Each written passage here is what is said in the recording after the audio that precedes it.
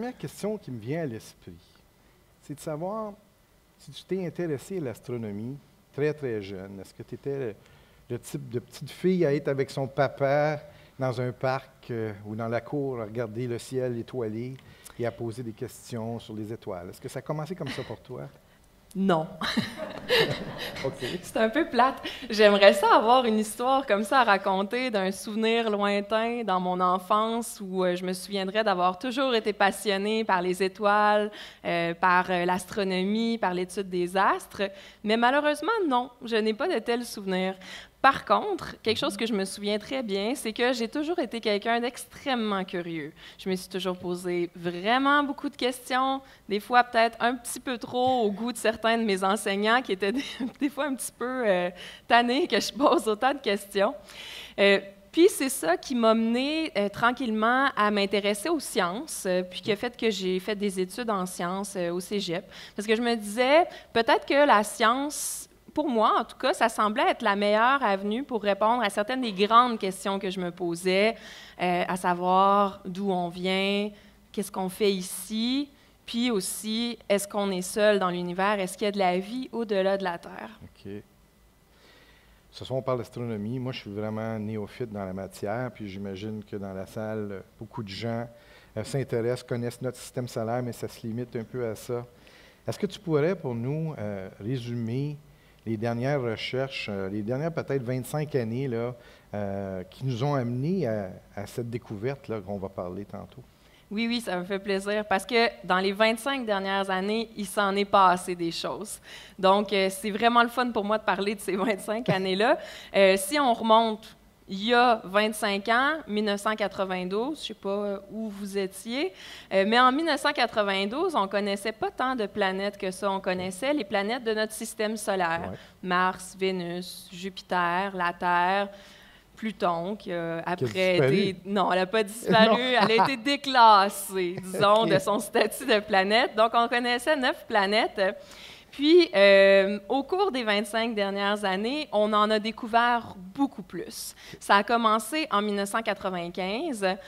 J'aimerais ça dire que je m'en souviens, mais je m'en souviens pas non plus. J'étais en secondaire 1 quand même, donc je n'étais pas encore dans le domaine comme tel, mais c'est quand même assez récent. Donc, probablement que vous pouvez vous souvenir où est-ce que vous étiez en 1995, quand on a détecté la première planète en dehors de notre système solaire. On appelle ça des exoplanètes, donc une planète qui tourne autour d'une autre étoile que notre Soleil. Ça, c'était en 1995. Il a fallu beaucoup de travail pour développer des technologies, développer des méthodes de détection qui nous permettent de dire avec certitude que oui, il y a des planètes autour de telle ou telle étoile dans le ciel. Ça a pris beaucoup de travail, mais on y est arrivé finalement en 1995. Quelque chose qui est vraiment aussi important dans l'histoire des 25 dernières années, c'est la première, disons, pas la première, mais l'envoi d'un satellite spatial qui s'appelle le satellite spatial Kepler, qui a été envoyé en 2009. Puis lui a fait, dans le fond, a entraîné un véritable bouleversement dans le domaine des exoplanètes. Avant que Kepler soit envoyé, disons en 2008-2009, on connaissait quelques centaines d'exoplanètes. Mais après son lancement, puis après qu'il ait observé les étoiles pendant environ 2 ou 3 ans, maintenant, ben, disons aujourd'hui, on connaît plus que 3500 planètes, 3500 exoplanètes.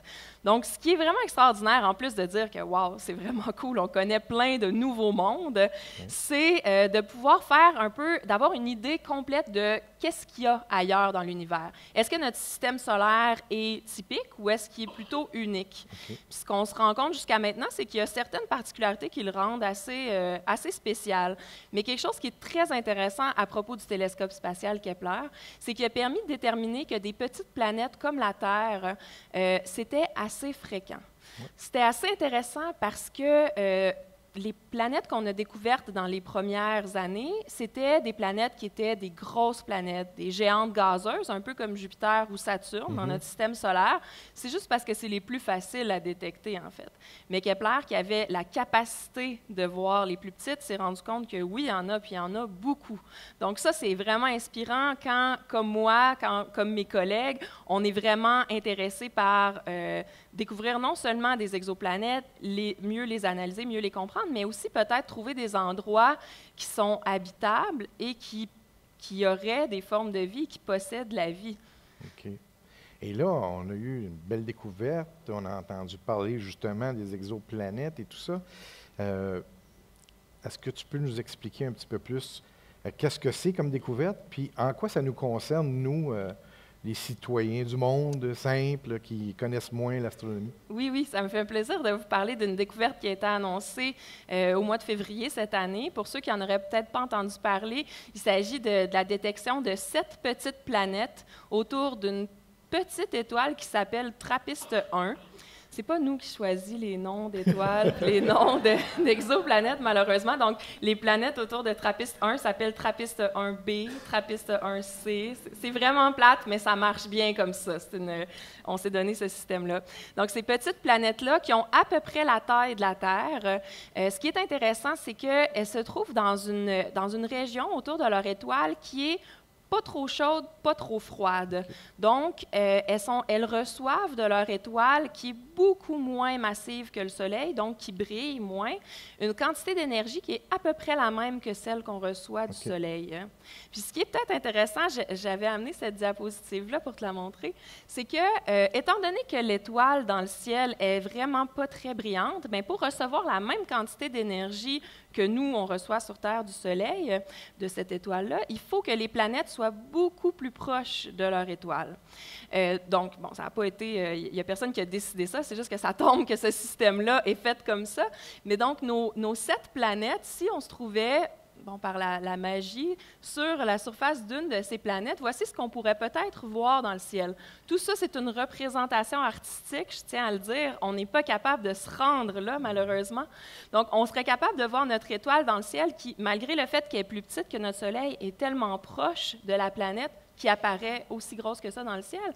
Mais on serait aussi capable de voir les autres planètes qui apparaîtraient comme des croissants, un peu comme notre Lune, parce qu'elles sont vraiment proches les unes des autres. Non, on s'approche de la science-fiction pas mal. Presque. Je me sens dans Star Trek. Là. Oui, bien, c'est vraiment intéressant de voir ça, mais encore une fois, je dois revenir sur le fait que ça, c'est une représentation artistique. TRAPPIST-1, c'est une étoile qui est située à 40 années-lumière. Okay. C'est dur de comprendre qu'est-ce que ça veut dire, 40 années-lumière. On n'a pas vraiment, bon, je peux vous le dire en kilomètres, 40 000 milliards de kilomètres. Ça ne nous dit pas grand-chose quand même. Souvent, on me demande combien de temps ça prendrait pour se rendre. Mais la première chose à se dire, c'est que si on voulait envoyer un message là-bas, « Salut, on est là, est-ce qu'il y a quelqu'un? » Ça prendrait 40 ans à se rendre. Si jamais il y avait quelqu'un, il pourrait dire, puis qui était vraiment futé assez pour décoder notre façon de parler, bon, pourrait dire « Oui, je suis là », ça prendrait un autre 40 ans à revenir, le message. Donc, on ne fait pas des grosses discussions, là. C'est pas du texte live, là. Ouais. Mais si on voulait se rendre là-bas, bien, tout ce que je peux dire, c'est qu'on n'a pas les moyens présentement, mais peut-être dans l'avenir. À la vitesse de la plus rapide des sondes jamais envoyées, la sonde New Horizon, qui est présentement dans le coin de Pluton, qui vient de dépasser Pluton, ça prendrait plusieurs dizaines de milliers d'années se rendre là. Donc, ce qui est important de comprendre pour le monsieur, madame, tout le monde, c'est que je ne viens pas vous parler d'un plan B pour notre planète. On ne part pas en voyage. Non, ce n'est pas une place pour déménager 8 milliards de tatas non plus. Si jamais on scrape notre planète, c'est vraiment... Il y en a qui ont reconnu la référence à une émission de télévision vraiment géniale. Mais oui, donc ce n'est pas une place pour déménager l'humanité, mais ça reste quand même un endroit très, très, très intéressant à étudier avec des instruments qui s'en viennent dans un futur très proche. Et là, ça doit développer à vitesse grand... Ça se développe à vitesse grand V. Donc, si je vous montrais le nombre de détections d'exoplanètes par année, là, ça part très, très, très doucement. Puis là, dans les dernières années, là, ça explose parce qu'on a de plus en plus de technologies, d'instruments qui sont capables de faire ces détections-là. Puis, un instrument que je veux te parler en particulier, c'est le télescope spatial James Webb. Okay. Je serais intéressée à savoir qui a déjà entendu parler du télescope spatial James Webb par applaudissement. Et le télescope spatial Hubble, qui a déjà entendu parler du télescope spatial? Okay. Donc, je suis contente pour certains d'entre vous d'être la première à vous parler du télescope spatial James Webb, qu'on dit des fois le successeur de Hubble, qui va aller dans la lignée du grand télescope spatial Hubble, qui va permettre de faire des tonnes de découvertes intéressantes. Mais ce qui est important pour nous, c'est qu'il y a un instrument de l'Agence spatiale canadienne sur ce télescope-là. D'ailleurs, le chercheur principal de ça, c'est René Doyon, qui se trouve à l'Université de Montréal, donc la porte à côté. Ton collègue. C'est mon collègue, oui. En fait, c'est mon patron. donc, ça se passe à Montréal, le développement de cet instrument-là, qui est fait spécifiquement pour étudier l'atmosphère de petites planètes comme celle qui se trouve autour de TRAPPIST-1. Et ce télescope-là va être lancé en octobre 2018 et dès l'été 2019, va commencer à étudier l'atmosphère des planètes de TRAPPIST-1.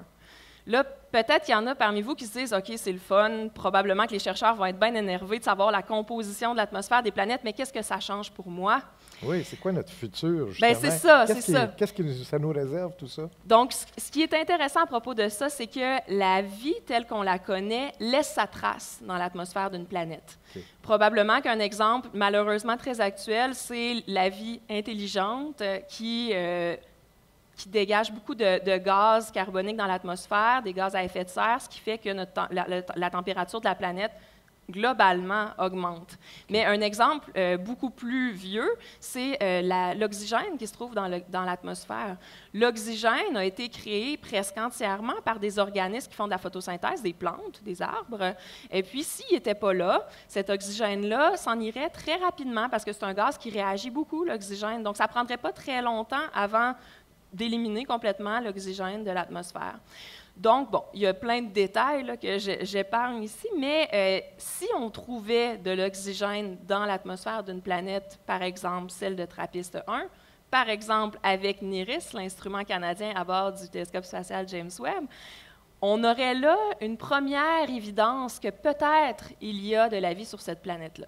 Évidemment, ça restera à confirmer, mais ça serait une première évidence. Et puis ça s'en vient dans un futur proche. Tu parles de vie, on parle-tu de quelque chose d'humanoïde?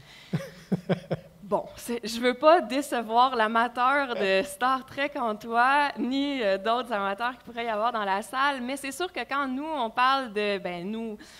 Quand les scientifiques, en général, parlent de vie extraterrestre, c'est sûr qu'on a l'impression qu'on aurait plus de chances de trouver des formes de vie très simples. C'est des formes de vie comme des bactéries, des êtres qui ont juste une cellule, qui s'adaptent à une diversité de milieux, à une diversité de conditions beaucoup plus grande que toi et moi, notre chat ou n'importe quel insecte, par exemple.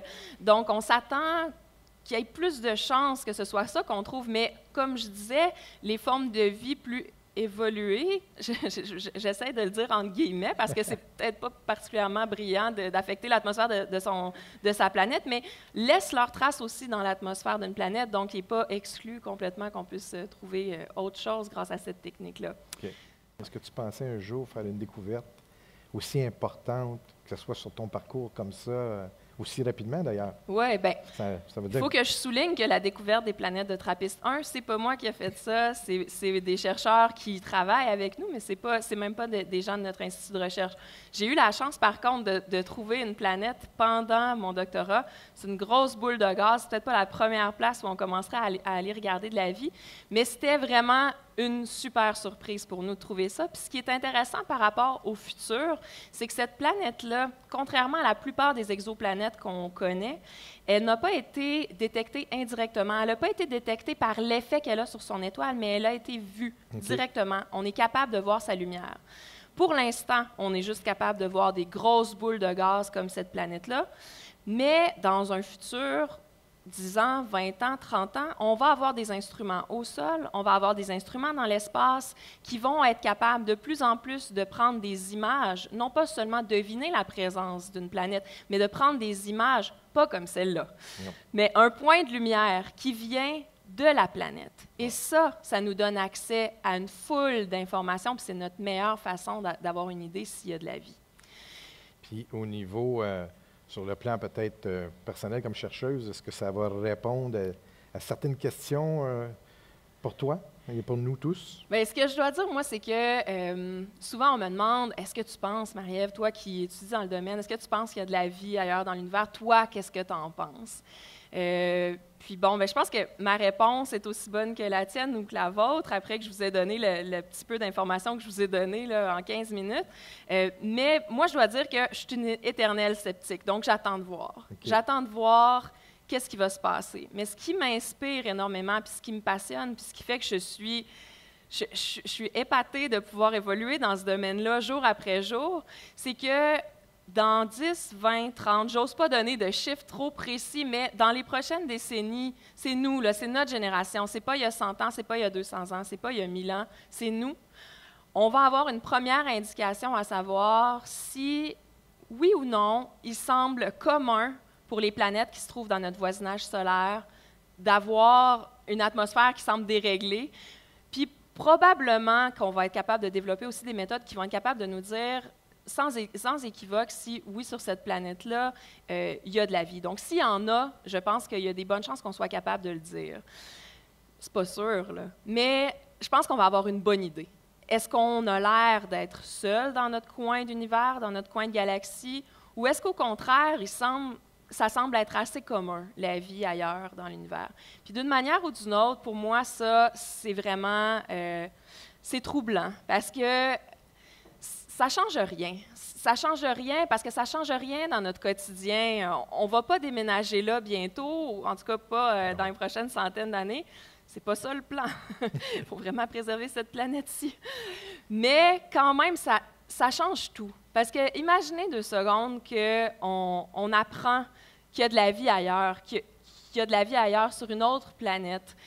Comment on se sentirait? Est-ce qu'on ne se sentirait pas un peu moins seul? Est-ce qu'on ne se sentirait pas un peu plus humble? Est-ce qu'on ne se dirait pas, « Wow, la Terre n'est pas spéciale, on n'est pas au centre de l'univers. L'humanité est, bon, peut-être spéciale dans sa qualité d'être capable d'être consciente de tout ce qui se passe, mais pas spéciale parce qu'il y a d'autres vies. Ça serait fou quand même. » Mais d'un autre côté, si après toutes nos recherches, on n'en trouve pas de signes de vie, ça ne veut pas dire qu'il n'y en a pas. Il pourrait y en avoir à l'autre bout de la galaxie, puis on n'a aucune façon de le voir pour l'instant. Mais quand même, je pense que ça nous dirait quelque chose sur la rareté puis l'importance de préserver ce qu'on est puis ce qu'on a. Tout à fait.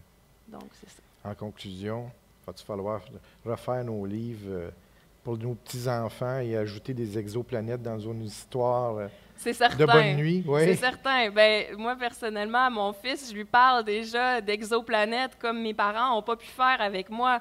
Ça fait maintenant partie de sa réalité. Ça fait partie de la réalité des jeunes qui commencent l'université aujourd'hui, apprennent les exoplanètes comme moi, j'ai appris d'autres choses qui m'avaient été enseignées. Donc, oui, il faut réécrire nos livres d'histoire et c'est déjà commencé. Puis j'espère, j'ai bon espoir que dans les 50 ou 100 prochaines années, on le réécrive avec un nouveau chapitre qui porte le titre « Vie ». Ah, super. Merci, Marie-Ève. Merci. Merci, Gilda.